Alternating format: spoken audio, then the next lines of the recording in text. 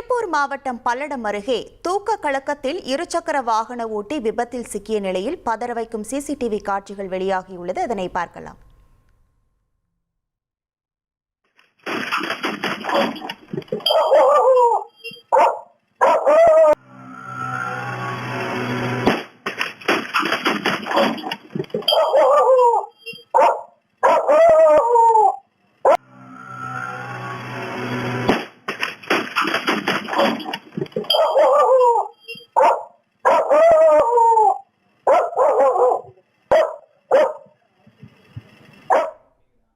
கரூர் அரவக்குறிச்சியை சேர்ந்த இளைஞர் பாரதி கோவை நோக்கி இருசக்கர வாகனத்தில் சென்று கொண்டிருந்தார்.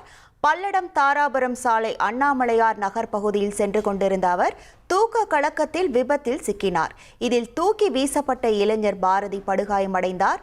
அருகில் இருந்தவர்கள் அவரை மீட்டு பல்லடம் அரசு மருத்துவமனைக்கு அனுப்பி வைத்தனர்.